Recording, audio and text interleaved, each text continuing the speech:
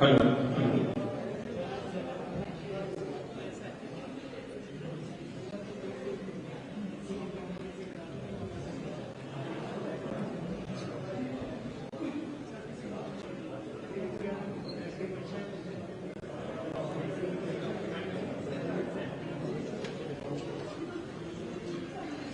माननीय मुख्यमंत्री महोदय श्री सुखविंदर सिंह सुक्खू जी हम सबके मध्य पहुंच चुके हैं। सभी से निवेदन कृपया अपना स्थान ग्रहण करें।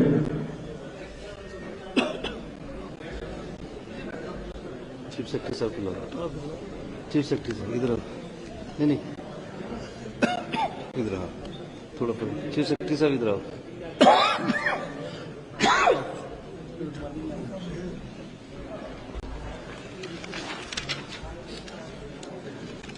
माननीय मुख्यमंत्री जी की अनुमति से हम इस वार्ता शुरू करते हैं। आप सभी को मकर संक्रांति और लोहड़ी की हार्दिक शुभकामनाएं। आज के इस शुभ अवसर पर माननीय मुख्यमंत्री परमानंद श्री सुखविंदर सिंह सुक्खू जी के मार्गदर्शन में वर्तमान सरकार की प्रथम कैबिनेट मीटिंग हुई है, जिसमें वर्तमान सरकार ने अपनी पहली गारंटी को पूरा करते हुए लाखों कर्मचारियों के सम्मान को बहाल किया है और ऐतिहासिक निर्णय लेते हुए ओपीएस को स्वीकृति दी है। इसी संबंध में माननीय मुख्यमंत्री महोदय अपनी बात रखने के लिए हम सबके मध्य उपस्थित हैं। हम स्वागत करते हैं माननीय मुख्यमंत्री महोदय श्री सुखविंदर सिंह सुक्खू जी का। हमारे मध्य उपस्थित माननीय उप मुख्यमंत्री श्री मुकेश अग्निहोत्री जी, माननीय स्वास्थ्य एवं परिवार कल्याण मंत्री कर्नल धनीराम शांडिल्य जी, माननीय उद्योग मंत्री श्री हर्षवर्धन चौहान जी, माननीय राजस्व मंत्री श्री जगत सिंह नेगी जी, माननीय शिक्षा मंत्री श्री रोहित ठाकुर जी, माननीय ग्रामीण विकास एवं पंचायती राज मंत्री श्री अनंत सिंह जी, उपस्थित माननीय सीडीएस महोदय, सभी माननीय विधायकगण, माननीय मुख्यमंत्री के मीडिया सलाहकार श्री नरेश चौहान जी का भी हम इस प्रेस वार्ता में स्वागत करते हैं और आप सभी पत्रकार बंधुओं का हार्दिक स्वागत है। माननीय मुख्यमंत्री जी अपनी बात रखें, उससे पहले हम अनुमति चाहेंगे छोटा सा वीडियो चित्र सूचना एवं जनसंपर्क विभाग ने तैयार किया है, जो ओपीएस के लिए लंबा संघर्ष हुआ है उसे चंद मिनटों में पिरोने का प्रयास सूचना एवं जनसंपर्क विभाग ने किया है। प्रस्तुत है ये चित्र।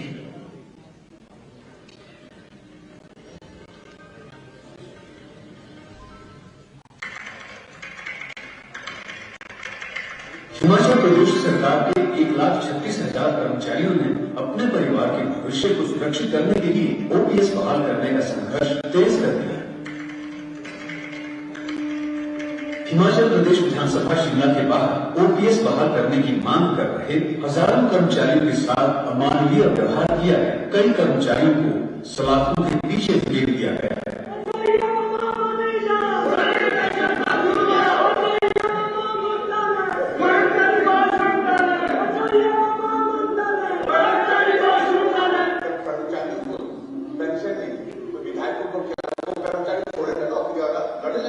इसके बावजूद कर्मचारियों का ओपीएस के लिए संघर्ष थमा नहीं। 5 नवंबर सन 2022 कांग्रेस प्रतिज्ञा पत्र में ओपीएस बहाल करने का वायदा किया गया। मैं सुखविंदर सिंह सुक्खू ईश्वर की शपथ लेता हूं कि मैं विधि द्वारा स्थापित भारत के संविधान के प्रति सच्ची श्रद्धा और निष्ठा रखूंगा। मुख्यमंत्री श्री सुखविंदर सिंह सुक्खू की अध्यक्षता में प्रदेश सचिवालय में आयोजित प्रदेश मंत्रिमंडल की पहली बैठक में राज्य सरकार ने कर्मचारियों के लिए ओपीएस लागू करने का निर्णय लेकर अपना वायदा पूरा किया। लोहड़ी के पावन अवसर पर मुख्यमंत्री श्री सुखविंदर सिंह सुक्खू ने कर्मचारियों को सबसे बड़ी सौगात दी।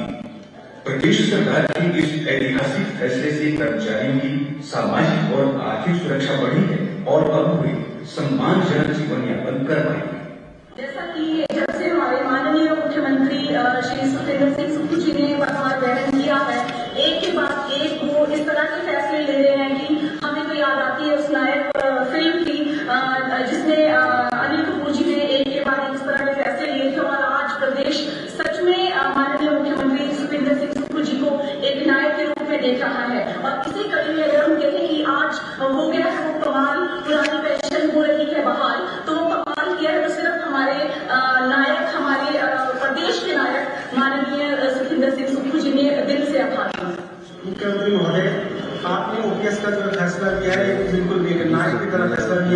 प्रदेश में जब से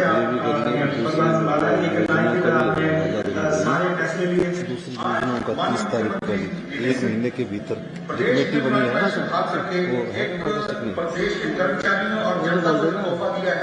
आज सच प्रदेश में सच्चा नायक बनकर उभर कर आए हैं और इसके लिए प्रदेश का समस्त कर्मचारी वर्ग उनको नायक मानते हुए और उनका आभार प्रकट करता है, धन्यवाद प्रकट करता है और हमेशा के लिए उनका इसमें चीफ सेक्रेटरी साहब हमारी वचनबद्धता है दूसरी ग्रंथी को लेके इन दो पे जो नेक्स्ट टू है, और इसकी मॉडलिटीज के लिए मंत्रिमंडलीय उप समितियां बना बन गई।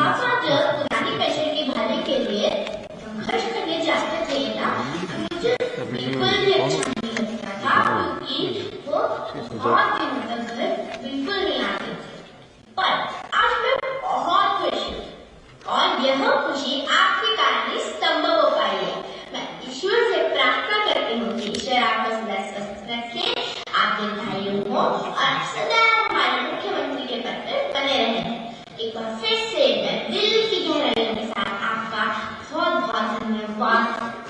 मैं रिटायर्ड प्रोफेसर प्रियाराम सैनी और मैं एनपीएससी रिटायर हुआ हूँ और 2019 से रिटायर की है, रिटायरमेंट हुई है। तो मुझे जो है नामांतर की पेंशन मिलती है और एनपीएस की तरफ से जो है जो भी संघर्ष लड़ा है मैंने जो है हिस्सा लिया है ताकि हमें जो है समाज सुरक्षा जो है मिल सके। मैं सरकार का बहुत धन्यवादी हूँ, माननीय हमारे मुख्यमंत्री सुख जी का, जिन्होंने हमारी जो पुरानी पेंशन को बहाल करने के लिए जो निर्णय लिया है, तो मैं सरकार का बहुत आभारी हूँ और आशा करता हूँ कि जो रिटायरी लोग हैं वो अपना जीवन जो है ठीक ढंग से यापन कर सके। मेरा नाम रीना शर्मा है, मैं गाँव वाड़ी जिला हमीरपुर से हूँ। मेरे पति सरकारी सेवा में कार्यरत है। आज माननीय मुख्यमंत्री श्री सुखविंदर सिंह सुक्खू जी ने पुरानी पेंशन योजना बहाल की है। पुरानी पेंशन योजना के लागू होने से मेरे पति की रिटायरमेंट के बाद मेरे परिवार का भविष्य सुरक्षित रहेगा। इसके लिए मैं माननीय मुख्यमंत्री श्री सुखविंदर सिंह सुक्खू जी का परिवार सहित कोटि कोटि धन्यवाद करती हूँ। मेरे पति सरकारी विभाग में कार्यरत हैं।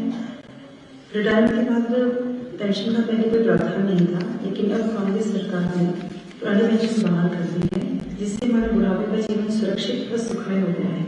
इसके लिए मैं माननीय मुख्यमंत्री हिमाचल प्रदेश श्री सुखविंदर सिंह सुक्खू जी का हार्दिक धन्यवाद करती हूँ। नमस्कार, मैं शिवानी शर्मा। मेरी माता जी सरकारी विभाग में नौकरी करते हैं। रिटायरमेंट के बाद पहले पेंशन का कोई प्रावधान नहीं था। अब वर्तमान कांग्रेस सरकार ने पुरानी पेंशन बहाल कर दी है, जिससे हमारी माता जी का जीवन सुरक्षित व सुखमय हो गया है।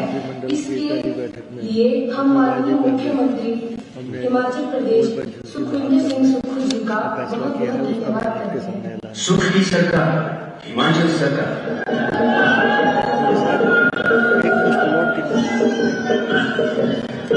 पोस्ट लोड कितना है इसका?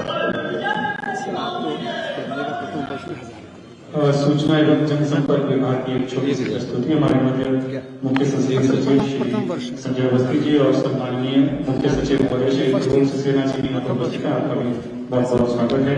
और अब हमारा विनम्र आग्रह रहेगा हमारे माननीय मुख्यमंत्री परमादरणीय श्री सुखविंदर सिंह सुक्खू जी से अपनी बात रखने के लिए।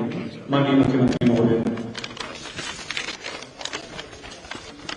माननीय उप मुख्यमंत्री महोदय मुकेश अग्निहोत्री जी, सम्मानित मंत्रीगण, सम्मानित चीफ सेक्रेटरी साहब, अधिकारी वर्ग, हमारे सूचना एवं प्रसारण के सीपीएस संजय अवस्थी जी, सभी सम्मानित पत्रकार बंधु, आप सबको लोहड़ी की बहुत बहुत शुभकामनाएं। कांग्रेस ने चुनावों से पहले एक वादा हिमाचल प्रदेश के सरकारी कर्मचारी और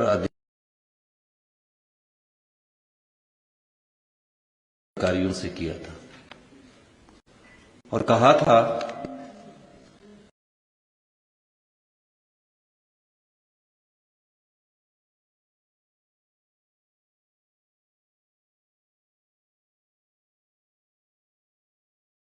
कि अगर कांग्रेस पार्टी 1 महीने के बाद हमारी कैबिनेट का एक्सपेंशन हुआ और हमने जो वादा किया था कि पहली कैबिनेट में, आज हमारी पहली कैबिनेट हुई जिसमें मंत्रिमंडल ने यह फैसला किया कि जितने भी सरकारी कर्मचारी और अधिकारी हैं जिन्होंने प्रदेश में विकास की नई सीमाएं लिखी हैं, नए आयाम स्थापित किए हैं, उन सबको तकरीबन 1,36,000 के करीब ये सरकारी कर्मचारी हैं जिनको ओल्ड पेंशन स्कीम का लाभ आज से मिलना शुरू हो गया है। इसकी नोटिफिकेशन फाइनेंस डिपार्टमेंट आज या कल में कर देगा और निश्चित तौर पर हम कह सकते हैं कि जितने भी हमारे 1,36,000 कर्मचारी, चाहे वो बोर्ड्स के है, चाहे वो निगमों के है या कारपोरेशंस के है, जो भी पेंशन्स के तहत आते होंगे, उनको ओल्ड पेंशन स्कीम के तहत लाया गया है। ये कांग्रेस पार्टी की पहली गारंटी योजना थी जिसमें श्रीमती प्रियंका गांधी जी ने सोलन में उस समय सरकारी कर्मचारी जो शिक्षक वर्ग के कर्मचारी थे, डीसी ऑफिस के पास बैठे थे, मैं और मुख्यमंत्री महोदय मुकेश अग्निहोत्री जी उनके साथ गए। वहां हमारी नेता श्रीमती प्रियंका गांधी जी ने भी कहा था कि पहली कैबिनेट जब होगी हम ओल्ड पेंशन स्कीम को लागू करेंगे। तो सभी सरकारी कर्मचारी अधिकारियों को लोहड़ी का ये तोहफा हिमाचल प्रदेश की सरकार की तरफ से उन्हें दिया गया है। 1,36,000 जो कर्मचारी है आज लोहड़ी खूब धूमधाम से मनाएंगे। ये हमारा न्याय संगत फैसला है। इस फैसले में अड़चनें काफी आई, लेकिन हमने फैसला किया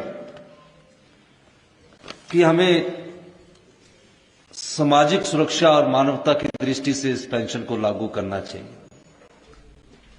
फैसला करते हुए काफी चुनौतियां आई और काफी वित्तीय बोझ का इस पर असर पड़ेगा। लेकिन जब हमने आंकलन किया कि पिछली सरकार ने हमें हमारी झोली में क्या डाला है, आंकलन करने के बाद पता लगा कि जो सरकारी कर्मचारी अभी सरकार में काम कर रहे हैं और जो सरकारी कर्मचारी रिटायर हो चुके हैं, उसका पिछली सरकार ने 9,000 करोड़ रुपए का एरियर है जो आज तक नहीं दिया।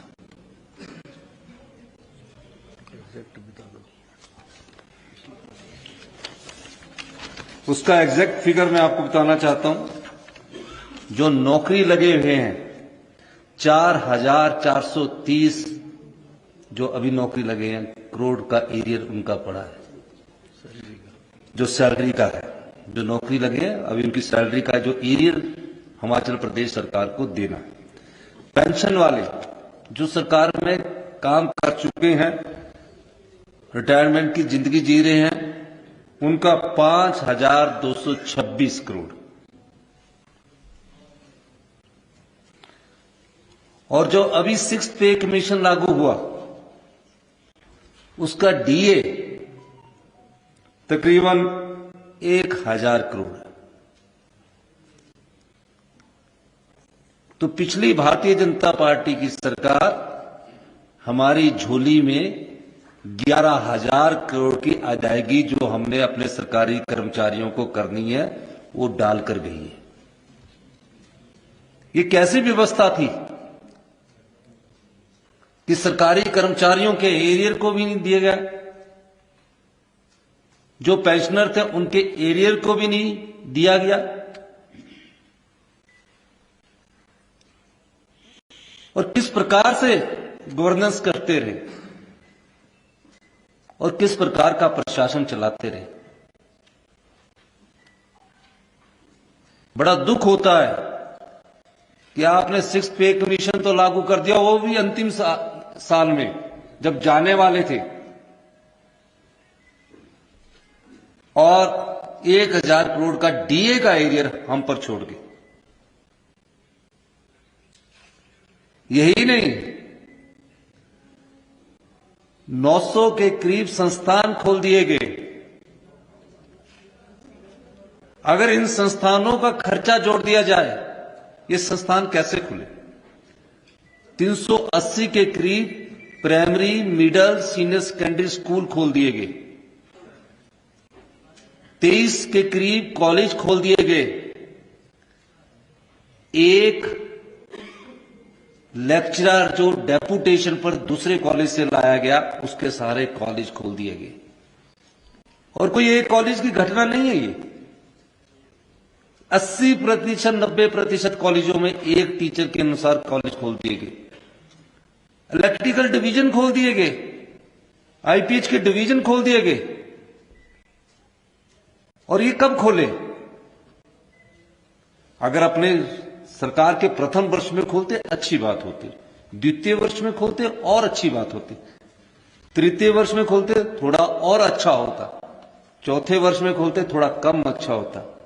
4.5 साल तक वो प्रदेश के मुख्यमंत्री रहे।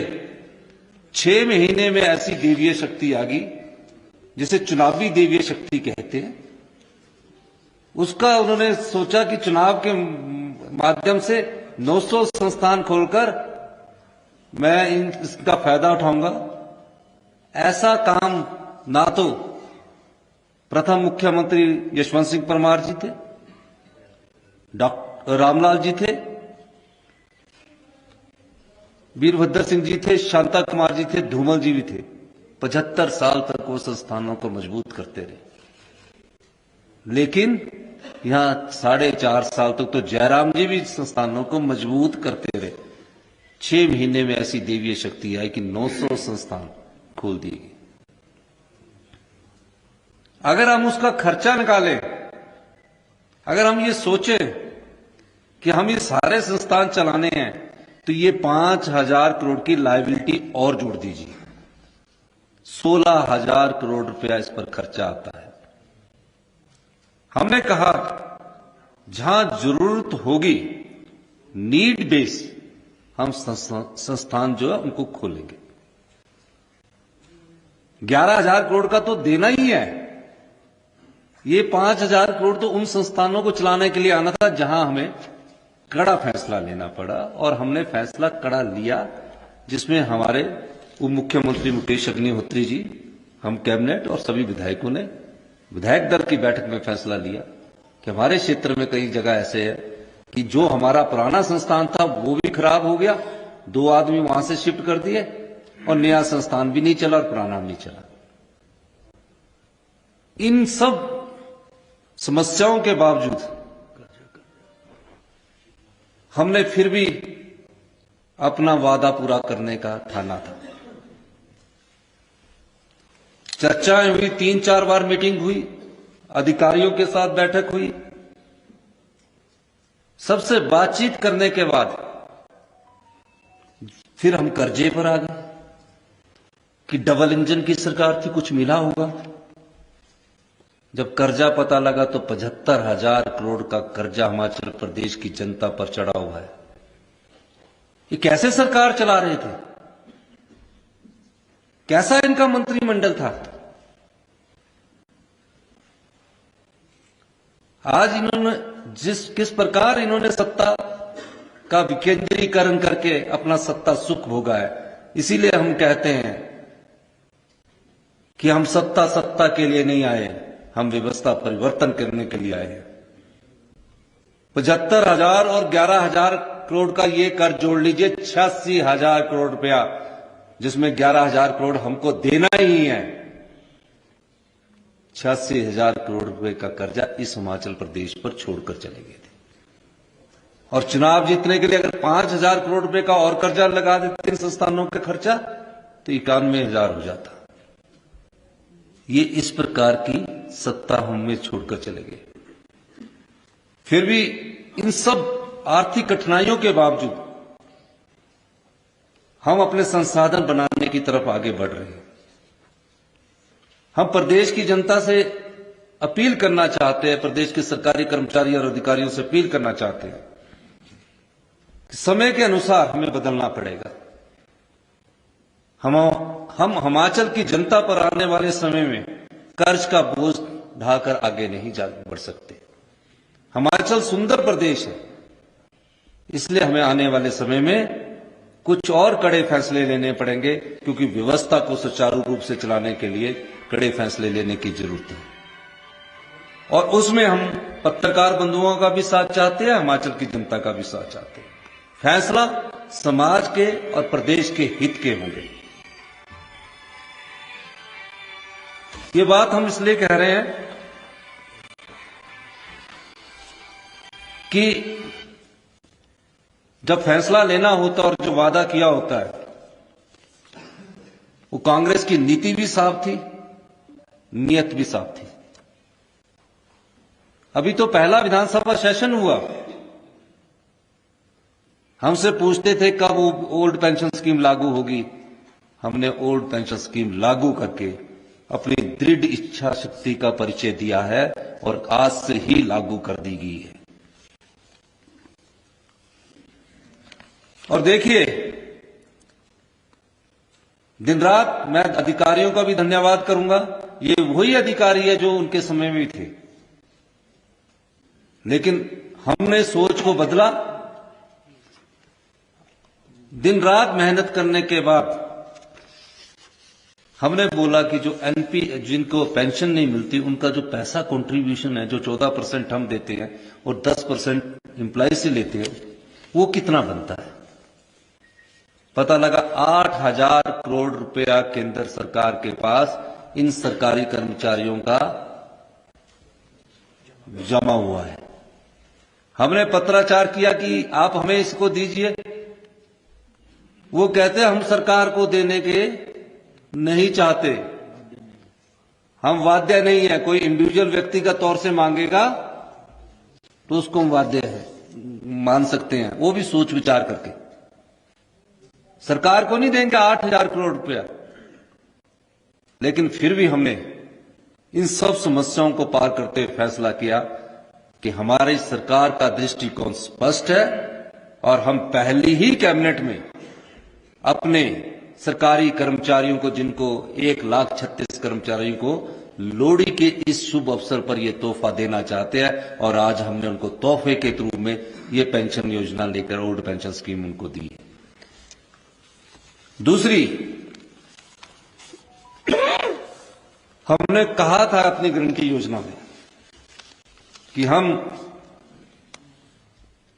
सुधार के साथ आगे बढ़ेंगे, और हमने फैसला किया था कि हिमाचल प्रदेश में आधी से अधिक महिलाएं हमारी जनसंख्या में है।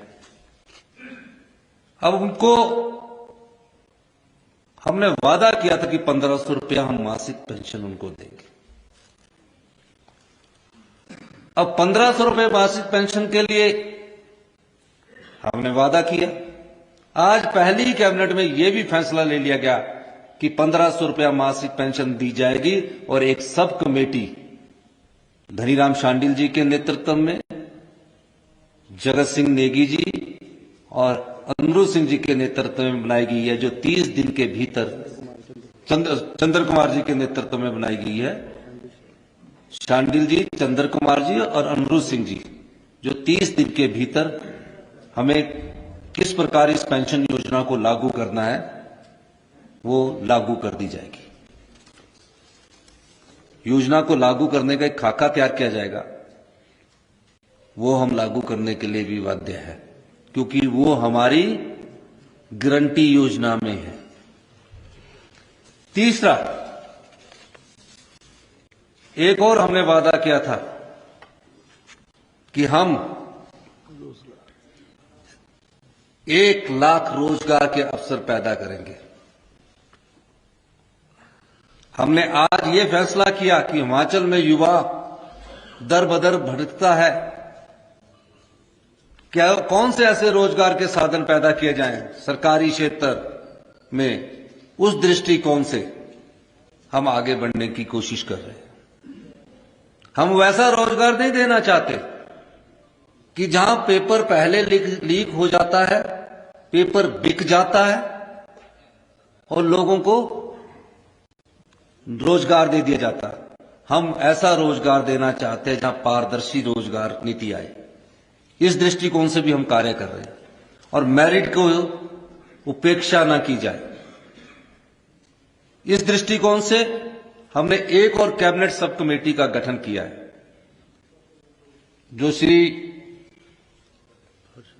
हर्षवर्धन चौहान जी, जगत नेगी जी और रोहित ठाकुर जी के नेतृत्व में 30 दिन के, यानी कि आज 13 है, 13 फरवरी तक कैबिनेट में अपनी रिपोर्ट को सबमिट करेगी। दोनों ही कमेटीज हम वचनबद्ध है अपनी 10 योजनाओं को लागू करने के लिए, हम वचनबद्ध है अपनी प्रतिज्ञा पत्र को लागू करने के लिए। पर ये कोई एक साल में नहीं लागू होनी है, ये पूरे 5 साल में लागू होनी है, लेकिन 3 1 साल के भीतर लागू होनी है। एक तो लागू आज होगी, बाकी की 2 ओल्ड पेंशन आज लागू होगी, बाकी की 2 1 महीने के बाद भी लागू होनी है। ये हमारी सरकार की वचनबद्धता है, ये हमारे सरकार की कार्य करने की प्रणाली है।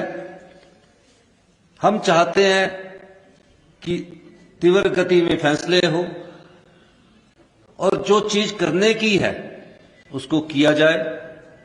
मैं अपने सभी अधिकारियों का भी धन्यवाद करना चाहूंगा कि दिन रात मेहनत करके कहां से क्या योजना लानी है और कहां से रिसोर्स पैदा करने हैं, उस दृष्टिकोण से भी हमारी सरकार आगे बढ़ रही है।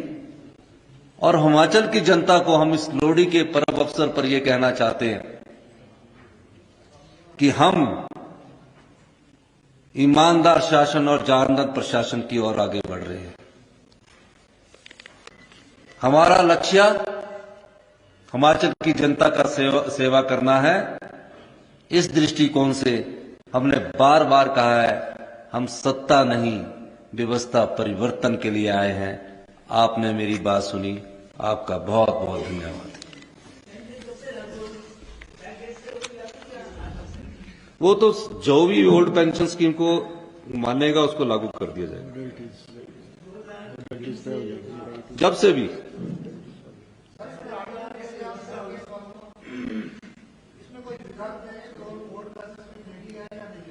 नहीं, वो तो ऑप्शनल हो, अगर उनकी मर्जी है। हमने तो ओल्ड पेंशन स्कीम लागू कर दी।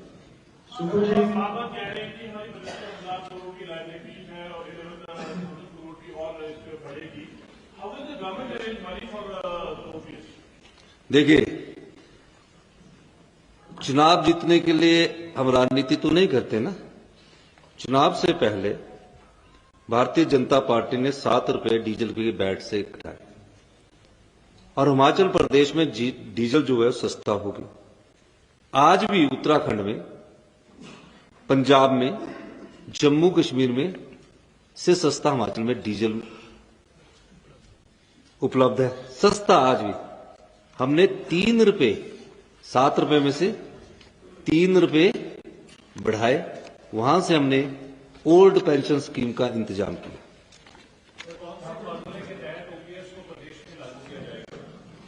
जो पुराना ओल्ड पेंशन स्कीम नाम दिया, ओल्ड पेंशन स्कीम फार्मूले के तहत ही लागू किया जाएगा।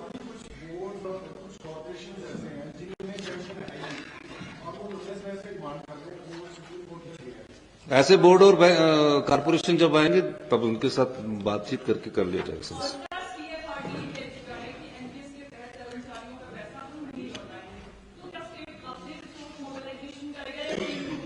मेरी बात को आपने सुना नहीं कि 8,000 करोड़ रुपया सरकारी कर्मचारियों का जो कंट्रीब्यूट होता है, जिसमें 14% सरकार का शेयर जाता है और 10% एम्प्लॉयज की पे से कटता है, वो केंद्र सरकार के पास पड़ा है। केंद्र सरकार 8,000 करोड़ है उनका, जो उनकी पे से हर महीने कटता है।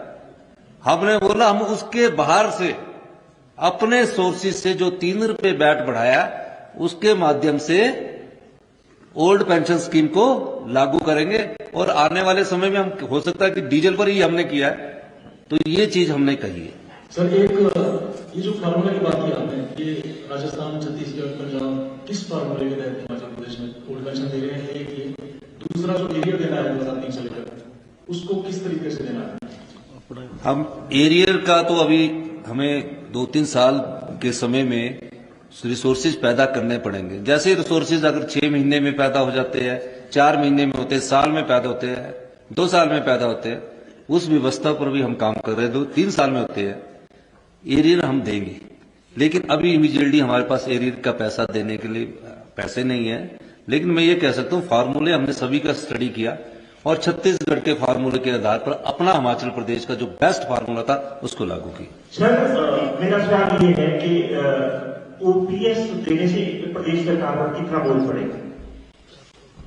साल का मेरा ख्याल है कि अभी ओपीएस देने के लिए इस साल तो मेरे को 800-900 करोड़ करेगा, अगले साल आने वाले समय में ज्यादा बोझ पड़ता जाएगा।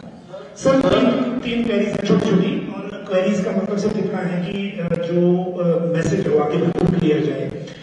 जैसे आपने कहा कि आज से लागू होगी ये ओल्ड पेंशन, तो इसका मतलब ये हुआ कि जो एनपीएस में हम कंट्रीब्यूशन दे रहे हैं उसको हम बंद कर रहे हैं, जो भारत सरकार में जा रही है। तो क्या उसका जो कॉर्पस है वो अलग बनेगा, क्रिएट होगा जो ओल्ड पेंशन देने के लिए? और दूसरी बात, जो 2003 से लेकर अब तक रिटायर हो चुके हैं, 12,000 या 13,000 के आसपास फिगर है, उनके पास क्या ऑप्शन है कि वो अपना पैसा अगर सरेंडर करना चाहें तो ओल्ड पेंशन मिल जाएगी? और तीसरा सवाल इसमें एक और है कि जो अभी लोग हैं उनका जीपीएफ अकाउंट कब से हम एक्टिवेट कर रहे हैं, जो प्रायोरिटी सर्विस? एक मैं आपने 3 सवाल पूछ लिए, क्वेरीज नहीं की, सवाल 3 पूछ लिए, लेकिन मैं एक चीज कहना चाहता हूं, आप इंतजार कीजिए, सब चीजें आपके सामने क्रिस्टल क्लियर होकर आएगी। और निश्चित तौर पर मैं कह सकता हूं कि जो हमने कहा है, जब हमारी नीयत साफ है तो नीति भी साफ होगी। बहुत बहुत धन्यवाद। Thank you. बहुत आभार माननीय, आप सबका भी बहुत बहुत धन्यवाद। जय हिंद, जय हिमाचल। सभी से निवेदन है कि यहाँ पर